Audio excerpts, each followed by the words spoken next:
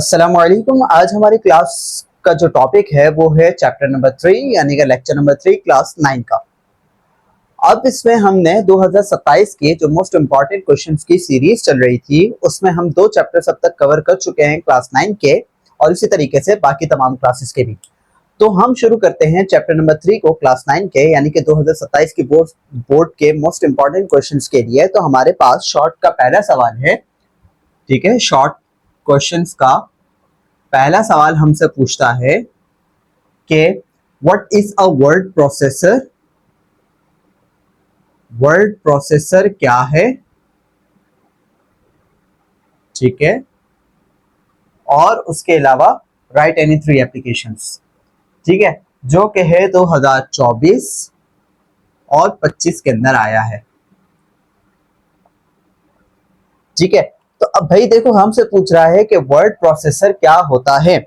तो पहले ये बात समझ लेते हैं कि वर्ड प्रोसेसर क्या होता है। वर्ड प्रोसेसर बेसिकली वो सॉफ्टवेयर है, वो सॉफ्टवेयर है। अब सॉफ्टवेयर आपको पता हो गया होगा अब तक कि कौन सा सॉफ्टवेयर है। तो ये एप्लीकेशन सॉफ्टवेयर है। कौन सा सॉफ्टवेयर है? एप्लीकेशन सॉफ्टवेयर है, ठीक है। यूजर की डिमांड पर, यूजर की रिक्वायरमेंट पर इंस्टॉल होता है, यूजर की रिक्वायरमेंट को फुलफिल करता है, एक एप्लीकेशन सॉफ्टवेयर है। अब ये जो सॉफ्टवेयर है यानी कि एक एप्लीकेशन सॉफ्टवेयर, ये करता क्या है? ये क्रिएट करता है, ये एडिट करता है, ये डिलीट करता है, ठीक है, ये मॉडिफाई करता है, ये अपडेट करता है, ये सेव करता है। किसको? किसको सेव करता है? डॉक्यूमेंट को। किसको भाई? डॉक्यूमेंट को। यानी कि बताने की बात क्या हो गई कि हमारे पास जो वर्ड प्रोसेसर होता है वो डॉक्यूमेंट्स को create, update, delete, modify, save कर रहा होता है। वर्ड प्रोसेसर का ये काम होता है।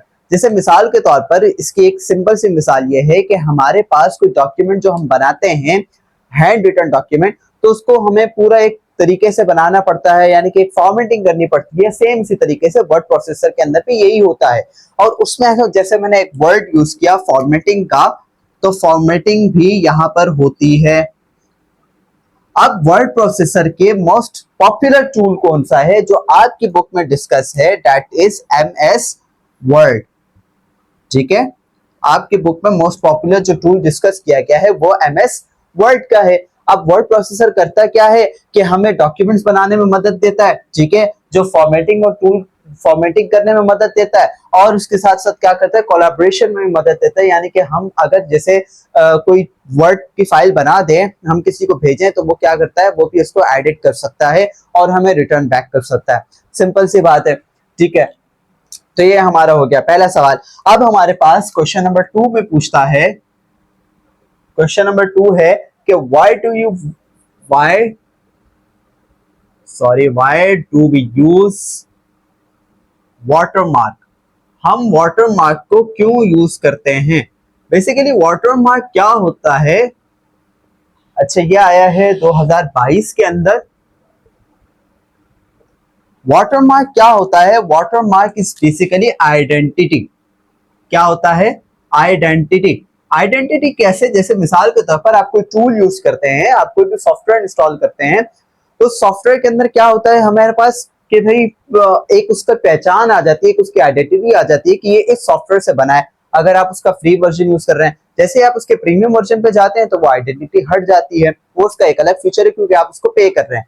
तो सेम इसी तरीके से वाटरमार्क क्या होता है? एक आइडेंटिटी बन जाती है हमारे पास। ये क्या होता है? एक फेडेड बैकग्राउंड बन जाता है। क्या बन जाता है? एक फेडेड बैकग्राउंड बन जाता है। अच्छा, अब ये बात हो रही है वर्ड के डॉक्यूमेंट के अंदर। तो वर्ड के डॉक्यूमेंट के अंदर ये दो तरह से हो सकता है, या तो टेक्स्ट हो सकता है, ठीक है, या तो पिक्चर हो सकती है। अब टेक्स्ट में क्या हो सकता है? टेक्स्ट में मिसाल के तौर पर कॉन्फिडेंशियल हो सकता है, लिखा हुआ। लिखा हुआ तो हम कुछ भी लिख सकते हैं, मैं अपना नाम लिख दूं, या फिर मैं, अक्सर आपने देखा होगा, से नो टू करप्शन, ठीक है, इस तरीके से भी लिखा हुआ होता है, एंड सो ऑन। ये होता क्या है? इसके दो तरीके हो सकते हैं। ये डायगोनल भी हो सकता है, डायगोनल भी हो सकता है, और हॉरिजॉन्टल भी हो सकता है, ठीक है। अच्छा, लेट्स से मेरे पास ये एक पेज है, ठीक है। अब मैंने इसको अपनी आइडेंटिटी बतानी है, अपनी आइडेंटिटी में इसको शेयर करना है, तो मैं क्या करूंगा, मैंने वाटरमार्क का इस्तेमाल किया। अब वाटरमार्क ना या तो यूं डायगोनल में लिखा जा सकता है, ये टेक्स्ट के बिहाइंड पर होता है, ठीक है, टेक्स्ट के बिहाइंड पर होता है, या तो इसके इस तरीके से मैं लिख सकता हूँ, या तो मैं दूसरा ये तरीका लिख सकता हूँ कि इस तरीके से है। अक्सर आपने नोट्स पर या किसी इस तरह की चीज पर या डॉक्यूमेंट पर उसकी कंपनी का या फिर मैन्युफैक्चरर का इस तरीके से नाम बैक पर लिखा हुआ होता है कि प्रिपेयर्ड बाय दिस या this and this so on, उस तरीके से हमारे पास ये बने हुए होते हैं। तो यही बात है भाई, वाटरमार्क हम इसलिए यूज करते हैं ताकि वो आइडेंटिटी हमसे पहचानी जाए कि हमारी है, ठीक है। अच्छा, हमारे पास ना इसके बाद डायरेक्टली शुरू हो रहे हैं लॉन्ग क्वेश्चन। चूंकि ये चैप्टर ऐसा है कि इसके अंदर कोई खासा इतना कंटेंट है नहीं, सिर्फ ऑफिस ऑटोमेशन के हवाले से बात की गई है, वर्ड और एक्सेल की, इससे ज्यादा इसमें कोई बातचीत है नहीं है, ठीक है। तो हमारे पास इससे ऐसे कोई क्वेश्चन आते नहीं है, लेकिन चूंकि एक चैप्टर की सीरीज है तो उसको कवर करना है, तो उसके बाद अब हमारे पास एक लॉन्ग है, ठीक है, और इसके बाद एक कॉन्सेप्ट बेस्ड क्वेश्चन है एंड दैट्स इट। ये चैप्टर यहीं पर एंड हो जाएगा। तो बहरहाल हर चैप्टर की एक अपनी वर्थ होती है, एक अपनी जो है कह सकते हैं कि आप वेटेज होता है कि उसके अकॉर्डिंग मार होते, तो इस चैप्टर का कोई खासा है नहीं, तो इसलिए इसको ज्यादा इसमें कंटेंट नहीं है। बहरहाल हमारे पास लॉन्ग का पहला सवाल है, और लॉन्ग के क्वेश्चन में हमसे पूछता है कि क्या पूछ रहा है कि describe the features and uses किस किस के पूछ रहा है, MS Word and MS Excel के, ठीक है। उससे हमसे पूछा एमएस वर्ड और एमएस एक्सेल। तो हम यहाँ पर बात कर लेते हैं फीचर्स का उर्दू में मतलब क्या होता है। फीचर्स का मतलब होता है खुसूसियात, ठीक है। वर्ड की खुसूसियात क्या है। अच्छा, वर्ड या एक्सेल बनाया किसने है, माइक्रोसॉफ्ट ने, क्योंकि उसके पीछे लगा हुआ MS, MS stands for Microsoft, ठीक है। तो भाई हम डिस्कस करते हैं कि वर्ड के फीचर्स क्या हैं। सबसे पहले तो ये क्या करता है, हमें मेल मर्ज का ऑप्शन देता है। अच्छा, और भी फीचर्स हो सकते हैं, लेकिन यहाँ पे चूंकि लिमिटेड रहकर बात करनी है तो हम लिमिटेड ही रहकर बात करेंगे। जैसे क्या होता है, ये मेल मर्ज में हमें पर्सनलाइज लेटर्स, लेबल्स, यानी पर्सनलाइज हम तौर पर अपने उसके काम कर सकते हैं। और ऐसे ही होता है, हमें कोई डॉक्यूमेंट बनाना हो, कोई रिपोर्ट बनानी हो, कोई भी हमें इस तरह का काम करना हो, नोट्स बनाने हो, तो हम वर्ड का इस्तेमाल करते हैं, ठीक है। इसके अलावा हमारे पास क्या होता है, इसके अंदर स्टाइल्स मौजूद होते हैं। हमें कोई भी स्टाइल उठा के यूज करना हो, बने बनाए टेम्पलेट्स मौजूद होते हैं, तो उसको इस्तेमाल करते हैं। और उसके साथ साथ क्या होता है, इसके अंदर होते हैं कुछ कोलैबोरेशन के टूल्स, यानी कि हम किसी के साथ कोलैबोरेट कर सकते हैं। जैसे मिसाल के तौर पर आपको MS DOS का तो आपने नाम सुना हुआ होगा, ठीक है। ये बाजू का डॉक्स भी होता है, यानी बताने की बात यह है कि MS DOS से मुराद है ऑनलाइन जो वर्जन होता है माइक्रोसॉफ्ट का। आप उसमें क्या करते हैं, आप दूसरे बंदों को एक्सेस देते हैं कि एडिट करे, सेव करे, या फिर जो है बाज़ औक़ात हम सिर्फ व्यू करने की उसको परमिशन देते हैं, तो वो सिर्फ व्यू कर सकता है। अगर हम उसको एडिट की देंगे तो एडिट भी करेगा। तो क्या हो सकता है, हमारी इस तरह से कोलैबोरेशन बन सकती है। और उसके यूजेस क्या हैं भाई, यूजेस तो मैंने आपको अभी बताया कि इसके यूजेस क्या हैं। आप इससे रिपोर्ट बना सकते हैं, आप इससे मेमोस बना सकते हैं, आप इससे लेटर्स बना सकते हैं, एंड एक्सेट्रा एक्सेट्रा, बहुत सारी चीजें आप इससे कर सकते हैं, ठीक है। तो ये हमारे पास क्या है, features and uses of MS word. इसी सवाल के साथ साथ उसने हमसे पूछा था, अच्छा ये सवाल जो आया है ना वो 2021 और 2026 में आ चुका है, ठीक है। अच्छा, इसके अलावा उसने हमसे पूछा है कि एमएस एक्सेल के बारे में भी तो बताओ भाई, वर्ड ही कर रहे हो, एक्सेल कहाँ जाएगा, जहां पे हम हिसाब किताब करते हैं। एक्सेल बेसिकली होती क्या है, एक्सेल हमारे पास एक स्प्रेडशीट होती है, स्प्रेडशीट यानी कि हिसाब किताब करने वाला कागज, सिंपल सी बात है, ठीक है। तो ये क्या करता है, हमें एक ऐसा फीचर देता है जिससे हम डेटा की ऑर्गेनाइजेशन यानी कि डेटा को ऑर्गेनाइज रख सकते हैं। क्या कर सकते हैं, डेटा को ऑर्गेनाइज कर सकते हैं और एनालाइज कर सकते हैं कि डेटा में क्या क्या चीजें मौजूद हैं। जैसे मिसाल के तौर पर मैथमेटिक्स होती है, हम उसमें जमा, तफरीक, ज़रब, तकसीम, ठीक है, ये उर्दू के वर्ड्स हैं, प्लस माइनस मल्टीप्लाई डिवाइड, हम इस तरीके से निकालते हैं ना।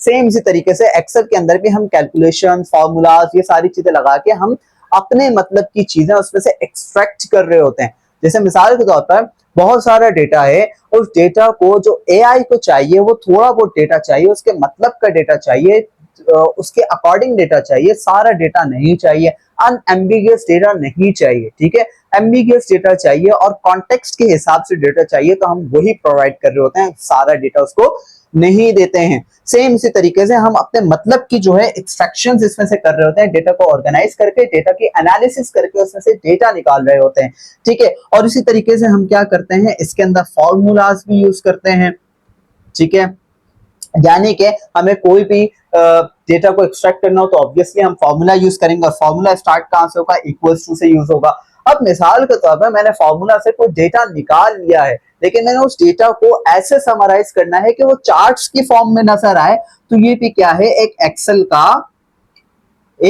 का फीचर है, जो कि पिवट टेबल होता है, कि जिससे हम डेटा को एक खूबसूरत तरीके से डैशबोर्ड के अंदर समा सकते हैं, ठीक है। तो बेसिकली बात यही है हमारे पास। इसके अंदर अगर हम यूजेस की बात करें तो इसके यूजेस क्या हैं कि हमारे पास देखो मॉडलिंग कर देता है हमें, यानी जो डेटा अभी फिलहाल रॉज एंड कॉलम्स में पड़ा हुआ था उसको ऐसा चार्ट्स में बना दिया कि हमारे पास क्या होगा, एक पूरा मॉडल तैयार हो गया, एक डैशबोर्ड तैयार हो गया, जिससे हमें समझने में क्या आसानी हो जाएगी, हमारी कैलकुलेशंस को परफॉर्म कर देता है, यानी कि हमारी इन्वेंट्री का ख्याल रखता है, एंड सो ऑन। जितने भी कैलकुलेशन के काम है वो हम किससे परफॉर्म करते हैं, एमएस एक्सेल से परफॉर्म करते हैं, ठीक है। अच्छा, इन्हीं के ही आपको जो है स्क्रीनशॉट्स यानी कि आंसर्स जो सॉल्व्ड हैं वो स्क्रीनशॉट आपको साइड पर स्क्रीन पर नजर आ रहे होंगे। इसके बाद हम चलते हैं अपने आखिरी सवाल है, last but not the least. फिर एक बात दोहरा रहा हूं कि इस चैप्टर के अंदर कोई बहुत खासा कंटेंट नहीं है, जिस वजह से इसके चूंकि चैप्टर की सीरीज को कवर करना है तो हमें इस चैप्टर को भी अपने सीरीज के अंदर रखना है, लेकिन इसके अंदर बस ये चंद एक सवालात हैं, चंद एक फीचर्स हैं जो पूछे जाते हैं, इसलिए यहाँ पर लिख दिए, इसलिए इसको एज अ गेस्ट पेपर के तौर पर इस्तेमाल कर लिया। अब हमारे पास है concept based question. Concept based question में हमसे पूछता है कि हाउ टीओसी हेल्प रीडर्स, कि how TOC stands for table of content, table of content, कैसे टेबल ऑफ कंटेंट रीडर्स को हेल्प आउट करता है। देखो टेबल ऑफ कंटेंट होता क्या है, table of content you can say कि आपके नॉर्मल जो कॉपी होती है उसके ऊपर बाजुकात आपने इंडेक्स का सफा देखा होगा, इंडेक्स के पेज से क्या होता है कि जब यूजर आता है उसको पता चल जाता है कि इस कॉपी के अंदर है क्या क्या, लिखा हुआ क्या है, कितने चैप्टर्स हैं। मिसाल के तौर पर आप कोई बुक खोलते हैं, अपनी बुक देख लें, आप उस बुक के पहले दूसरा या तीसरा सफा है इंडेक्स का, उस पर जैसे ही आप जाएंगे आपको पता चल जाएगा साथ के साथ क्या है, चैप्टर्स हैं। फिर उनके आगे क्या होता है, बाजू का पेज नंबर होता है, ठीक है। तो आपको पता है चैप्टर नंबर 3 मिसाल के तौर पर 30 पेज नंबर है, तो आप डायरेक्ट 30 पर जाओगे, आप चैप्टर नंबर 3 मिल जाएगा। यानी कि ये करता क्या है, करता है कि हमें क्या कर देता है, नेविगेट कर देता है। नेविगेट का मतलब ये होता है कि हमें डायरेक्ट, जैसे मैंने अभी बताया कि मैंने यहाँ पे चैप्टर देखा, यहाँ पे किया, और नेविगेशन हमारे डॉक्यूमेंट को स्ट्रक्चर फॉर्म में बनाता है, सही है। और हमारा क्या करता है, टाइम को सेव करता है, ऐसा ही है ना। मिसाल के तौर पर अगर आपके बहुत बड़ा डॉक्यूमेंट है, आप उसके अंदर नहीं बनाते टेबल ऑफ इंडेक्स, ठीक है, या फिर टेबल ऑफ कंटेंट, तो क्या होगा कि आपको वो ढूंढने में वक्त लगेगा, जबकि ये क्या करेगा, आपका टाइम सेव करेगा। तो इस तरीके से जो टीओसी होता है वो हेल्प करता है रीडर को। तो आपको इसका भी आंसर आपको स्क्रीनशॉट के तौर पर कहीं ना कहीं नजर आ रहा होगा। तो यहीं तक था हमारा चैप्टर नंबर 3 क्लास 9 2027 के मोस्ट इंपॉर्टेंट क्वेश्चंस की सीरीज का। मिलते हैं क्लास 4 की वीडियो में। Till then keep learning, keep exploring. अल्लाह हाफिज।